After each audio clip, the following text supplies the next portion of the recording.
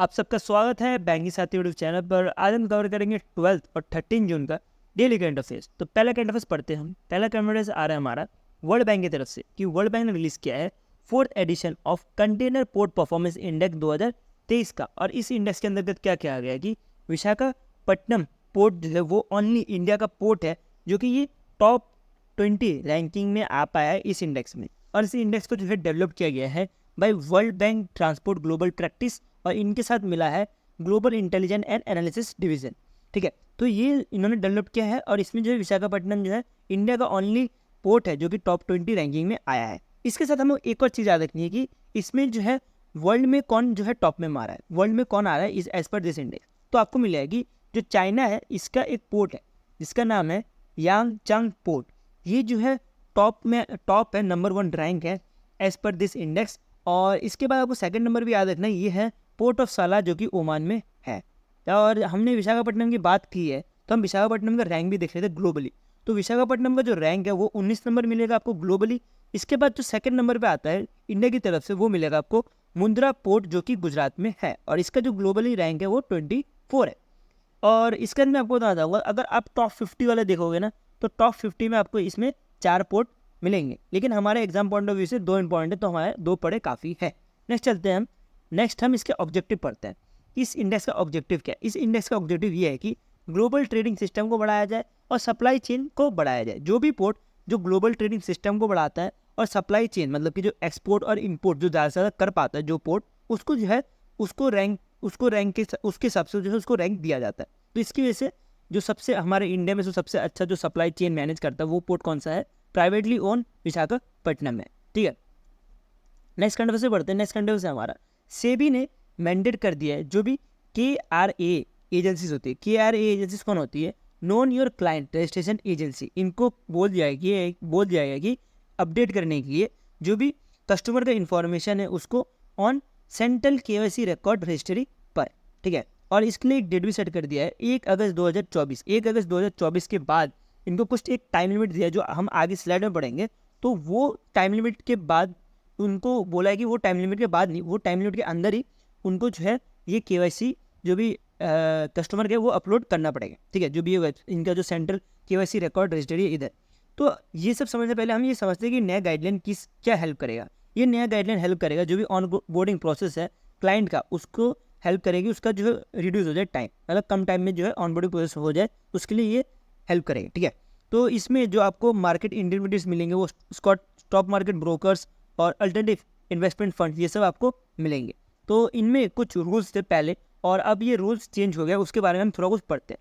पहले जो रूल था वो बोला गया था कि इलेक्ट्रॉनिक कॉपी जो है वो देना पड़ेगा 10 दिन के अंदर। इलेक्ट्रॉनिक कॉपी ऑफ KYC जो है 10 दिन के अंदर ही देना पड़ेगा किसको? सेबी को। लेकिन अब ये रूल चेंज हो गया और इसमें ये बोला गया है कि जो भी इंटरमीडिएटरी है उनको जो है 7 दिन के अंदर ही जो सेंट्रल रेगुलेटरी KYC सिस्टम में उधर जो है अपलोड करना पड़ेगा। ठीक है, लेकिन इसके साथ अब ये तो हो गया कि अभी की बात, अगर अभी कर रहे होंगे तो। लेकिन अगर मान लीजिए कि अब एग्जिस्टिंग जो कस्टमर्स जो पहले से कस्टमर पड़े उनका भी तो KYC होगा ना, तो उनके लिए सेबी ने एक डेट रख दिया कि 1 अगस्त 2024 के बाद 6 महीने के अंदर ही जो भी एग्जिस्टिंग कस्टमर्स हैं उनका KYC अपलोड करना अनिवार्य कर दिया है। इसका मतलब क्या है कि 31 जनवरी 2025 तक जो भी KYC है उसको जो है अपलोड करना पड़ेगा बाय KRA। अब हम इसके बारे में समझते हैं जो सेंट्रल KYC रेपोजिटरी रजिस्ट्री इसके बारे में। तो आपको ये मिलेगा कि ये एक तरह का central repository of KYC information है और इसको जो मैनेज करते हैं वो करते हैं CERSAI। मतलब क्या हुआ इसका? Central repository of security and acid reconstruction and security interest of India.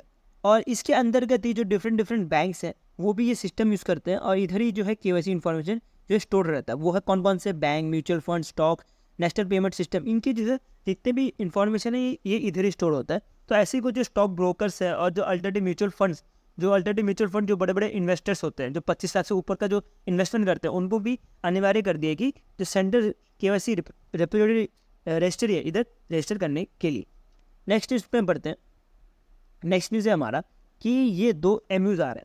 तो एक है हमारा म्यूथुस माइक्रो फाइनेंस लिमिटेड जो कि एक तरह का NBFC, इन्होंने SBI के साथ पार्टनर किया है और ये एक तरह का फाइनेंशियल सर्विस देने का काम कर रहे हैं वुमेन एंटरप्रेन्योर को, जो भी रूरल या सेमी अर्बन एरियाज में रहते हैं उनको। और ये जो है एक तरह का लोन अमाउंट देंगे 10,000 से लेके 3 लाख तक, मतलब कि मिनिमम जो है 10,000 रुपये लोन ले सकते हैं और मैक्सिमम 3 लाख तक लोन ले सकते हैं। नेक्स्ट चलते हैं, आपको नेक्स्ट मिलेगा कि फाइनेंशियल लिमिटेड जो है पार्टनर कर रहा है HDFC के साथ, और ये एक तरह का अनसिक्योर्ड बिजनेस लोन देने का काम करेंगे किसको, MSME को। तो इतना काफ़ी है, एग्जाम पॉइंट ऑफ व्यू से पढ़ने से ज़्यादा पढ़ने की कुछ ज़रूरत नहीं है। नेक्स्ट चलते हैं, नेक्स्ट कुछ हाईलाइट है। हाईलाइट किसका, RBI के सेकेंड बायोमेट्री पॉलिसीज़ का। तो हमने अब फर्स्ट पढ़ा था पिछले बार, अब ये सेकंड आ गया। अब इसमें देख सकते हो रेपो रेट कितना है, पॉज करके वीडियो मैं वापस पढ़ाने को मतलब नहीं बनता। तो इसमें आपको मिलेगी मोस्टली जो चीज़ें हैं वो अनचेंज्ड है, ठीक है। और अगर आपका एग्जाम अभी सितंबर में, तो ये मत पढ़ो अभी, कुछ पढ़ के फ़ायदा नहीं है। अगर RRB PO टारगेट कर रहे हो तो जब इसका थर्ड वाला आ जाएगा तब पढ़ लेना, और इसके साथ जो सेकंड वाला होगा मैं ऑलरेडी बता दूंगा कि कितना इंक्रीज़ हुआ है कितना नहीं हुआ है। तो अभी इसको याद मत रखो, आप थोड़ा थोड़ा याद रख सकते हो कि जो रिवर्स रेपो रेट है वो 4.5 है, क्योंकि ये मोस्टली अनचेंज रहता है। SLR जो है 18% है, ऊपर से पॉलिसी रेपो रेट जो है 6.5% है। आप इसको याद रख सकते हो, रखना है तो, और बाकी आप छोड़ दो, बाकी कुछ पढ़ने की ज़रूरत नहीं है। बाकी मैं आपको आगे बताऊंगा कि कैसे इसको पढ़ना है, याद कैसे रखना है। और इसके बाद हम चलते हैं कि सेबी ने कुछ गाइडलाइन इशू किया है कि जो भी फॉरेन पोर्टफोलियो इन्वेस्टर्स हैं उनके लिए टाइमलाइन उसका से कम हो, ठीक है। तो इसमें जो है 2 कैटेगरी में बांटा गया है, एक है टाइप 1, एक है टाइप 2। टाइप 1 जो कैटेगरी है वो फॉरेन पोर्टफोलियो इन्वेस्टर होंगे जो कि पहली बार रजिस्टर कर रहे हैं, ठीक है, उनके लिए है। और इनको जो है बोला है इनका जो भी मटेरियल चेंज होगा उनको इन्फॉर्म करना पड़ेगा 7 दिन के अंदर। अब मटेरियल चेंज पहले समझ लेते तो आपको पूरा का पूरा चीज़ें और अच्छे समझ आएगी। मटेरियल चेंज का मतलब इसमें 14 चीज़ें हैं। 14 चीज़ें कौन कौन सी, जैसे change of जुडिक्शन, name change of an account of acquisition, merger demerger, ownership change जिसको करनी है, तो वो सब आता है मटेरियल चेंज में। तो अगर कोई ऐसा बंदा जो फॉरेन पोर्टफोलियो इन्वेस्टर है उसको अगर कोई मटेरियल चेंज करना है, तो अगर वो टाइप 1 में आ रहा हो तो उसको जो है इन्फॉर्म करना पड़ेगा विदिन 7 डेज, और उसका जो भी सपोर्टिंग डॉक्यूमेंट्स है वो देना पड़ेगा 30 दिन के अंतर्गत।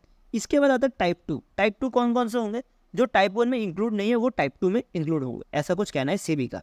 तो इसमें जो है नया रूल आया है, इसमें इसके अंतर्गत ये बोला है कि जो भी सपोर्टिंग डॉक्यूमेंट अगर कुछ भी हो तो उसको 30 दिन के अंतर्गत ही देना पड़ेगा। ये पूरा का पूरा न्यूज़ था। इसके बाद हम चलते हैं कुछ वर्ल्ड लाइनर्स के ऊपर। तो वर्ल्ड लाइनर्स में आपको मिलेगा पहला डिफेंस में आ रहा है कि ग्रीन रिच शिप बिल्डर, इन्होंने जो है DRDO के साथ पार्टनर किया है और एक डील साइन किया जो कि है अमाउंट बनता है 500 करोड़ का, ठीक है। तो ये एग्जाम पॉइंट से इंपॉर्टेंट है। इसके बाद एक MUs के बारे में पढ़ते हैं हम। ये आ रहा है आंध्रा चैम्बर ऑफ कॉमर्स, और इन्होंने साइन किया है अटल इंक्लूजन सेंटर के साथ, और ये क्या करेंगे, जो स्टार्टअप इकोसिस्टम है उसको बढ़ावा देने का काम करेंगे। इसका चलते स्पोर्ट्स में मिलेगा आपको नॉर्वे चेस 2024, जिसको जीता है कार्लसन मैग्नस ने, और ये कहाँ से बिलोंग करते हैं, खुद नॉर्वे से। लेकिन ये इंपॉर्टेंट है, बट इससे ज़्यादा इंपॉर्टेंट हमारे एग्जाम पॉइंट ऑफ व्यू से ये है, जो कि है ये प्रज्ञानाथन जी, जो कि 3rd रैंक आई है, और इन्होंने डिफीट किया है चाइना के एक प्लेयर को। इसके बाद हम चलते हैं नेक्स्ट स्पोर्ट्स F1 रेसिंग के बारे में पढ़ते हैं। अब F1 रेसिंग में तो बहुत कॉमन हो गया कि विनर कौन बनेगा, तो वो बने हैं मैक्स वर्स्टपेन, और ये चलाते हैं रेडबुल की गाड़ी, और ये जो बिलोंग करते हैं बेल्जियम और डच से, ठीक है। और इन्होंने जो जीता है इस बार कैनेडियन ग्रैंड पिक जीता है। और इसके साथ ही मैं आपको एक क्वेश्चन पूछता हूँ कि इससे पहले कौन सा जो है ग्रैंड पिक मैक्स वर्स्टपेन ने जीता था, आप कमेंट सेक्शन में बताना। नेक्स्ट चलते हैं अपॉइंटमेंट्स में आ रहा है, आप यहाँ से देख सकते हो UNGC ने इलेक्ट कर लिया है 79 एज अ प्रेसिडेंट, जो आप यहाँ से देख सकते हो। ये यंग जो है एक तरह कॉमेडियन ने इसको एज अ प्रेसिडेंट जो है चॉइस कर लिया। ये एग्जाम पॉइंट से इंपॉर्टेंट है। नेक्स्ट चलते हैं नेशनल न्यूज़ के ऊपर। नेशनल न्यूज़ में मिलेगा आपको software technology park of India, इनका जो है 33 ईयर हो चुका है, और ये सेलिब्रेशन हुआ था, और इसके अंतर्गत एक थीम रिलीज किया गया था जो कि एग्जाम पॉइंट से इंपॉर्टेंट है, वो है positioning Bharat as a tech product nation. तो ये आपको एक थीम याद रखना है। और ये जो था ये 33 फाउंडेशन डे था STPI का, और STPI क्या है, एक तरह का ऑटोनोमस सोसाइटी है under the ministry of electronics and information technology के अंतर्गत। नेक्स्ट चलते हैं। नेक्स्ट चल रहा है कि ministry of electronics and information technology ने इनोग्रेट किया है एयर क्वालिटी मॉनिटरिंग सिस्टम और एयर प्रवाह ऐप। और एयर क्वालिटी मॉनिटरिंग सिस्टम, जैसे नाम से पता लग रहा है इसका काम क्या रहेगा, ये एक तरह का डिवाइस होगा जो कि मॉनिटर करेगा एयर क्वालिटी इंडेक्स को। और दूसरा जो ये प्रवाह है, एक तरह का मोबाइल बेस्ड एप्लीकेशन होगा जो कि रियल टाइम बताएगा कि कितना जो है एयर क्वालिटी इंडेक्स के बारे में, ठीक है। एयर क्वालिटी कैसा है कोई भी सिटी का, तो वो बताने का काम करेगा ये एयर प्रभा, और इसको जो है डेवलप किया गया है by ministry of electronics and information technology के द्वारा। नेक्स्ट एक स्टेट का न्यूज़ है जो कि बिहार की तरफ से आ रहा है कि बिहार के बर्ड सेंचुरी, 2 बर्ड सेंचुरी है, एक है नागी, एक है नकती, और ये जो है 2 बर्ड सेंचुरी को as a Ram Sarovar site declare कर दिया है। और राम सरोवर साइट जो है ना एग्जाम पॉइंट ऑफ व्यू से बहुत इंपॉर्टेंट है, तो आपको पढ़ना जरूरी है। नेक्स्ट चलते हैं कि एक रिपोर्ट है WMO क्या है, ये फुल फॉर्म लिखने भूल गया, ये है वर्ल्ड मैथोलॉजिकल ऑर्गेनाइजेशन, और ये जो है वर्ल्ड का जो है क्लाइमेट उसको जो प्रिडिक्ट करता है। तो इन्होंने प्रिडिक्ट किया है कि ग्लोबल टेम्परेचर जो है वो टेम्परेरी, जो भी हमने प्री इंडस्ट्रियल टाइम में जो सेट करके रखा था 1.5 डिग्री, मैं आपको बताना चाहूँगा कि एक पेरिस एग्रीमेंट हुआ था, इसमें बोला गया था कि अर्थ को जो है 1.5 डिग्री से कम रखना पड़ेगा, जो प्री इंडस्ट्रियल जो मार्क था उससे।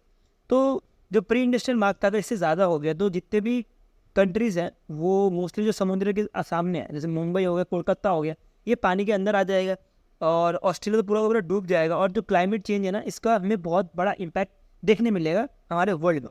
तो इस रिपोर्ट के अंतर्गत ये कहा गया है कि जो ग्लोबल टेम्परेचर है वो लाइकली जो है एक्सीड करेगा 1.5 डिग्री सेल्सियस के इन 5 सालों में, क्योंकि अभी जो है हम इन्वायरमेंट जैसे ईवी हम मार्केट में उतार रहे हैं, या आपको दिख रहा है वो हाइड्रोजन बसेस यूज़ किए जा रहे हैं, ये डिफरेंट हम स्टेप्स ले रहे हैं, लेकिन अभी वो स्टेप्स इतने काबिल नहीं हुए कि 1.5 डिग्री का जो मार्क है वो क्रॉस कर दे। तो इसलिए बोला जा रहा है कि ये जो है टेम्परेरी नेक्स्ट 5 ईयर में जो है ये इंक्रीज़ किया जाएगा इस रिपोर्ट के द्वारा। ठीक है, तो ये था हमारा डेली करंट अफेयर्स का न्यूज़, और मैं होप करता हूँ जो मैंने आपको समझा वो समझ आया। तो ये मैंने ट्राई किया है शॉर्ट पे समझाने के लिए, और क्रिस्प फॉर्म में जो भी आपको पढ़ना है वो क्रिस्प फॉर्म में पढ़ना है, जिसके से आपको एग्जाम में रिविजन करने के लिए हेल्प हो और आप जो है उसको बार बार उस PDF को पढ़ सको। तो इसलिए मैंने वो PDF भी क्रिस्प फॉर्म में प्रोवाइड किया है इस टेलीग्राम ग्रुप में। आप इस टेलीग्राम ग्रुप में जाकर वो डाउनलोड कर सकते हो। इवन जो मेरी वीकली और मंथली PDFs बनती है वो क्रिस्प फॉर्म में बनती है, तो वो आप इस टेलीग्राम ग्रुप से डाउनलोड कर सकते हो, जो कि हेल्प करता है आपको रिविजन करने में बहुत फास्ट। नेक्स्ट बात करते हैं कि अगर आपको इसके साथ अगर कोई मेरा दूसरा वीडियो देखना है तो आप मेरा इस वाले वीडियो में क्लिक कर सकते हो। इसके बाद मैं आपको इसी वीडियो में मिलूंगा। अभी के लिए हम इतना रखते हैं। Thank you for watching this video.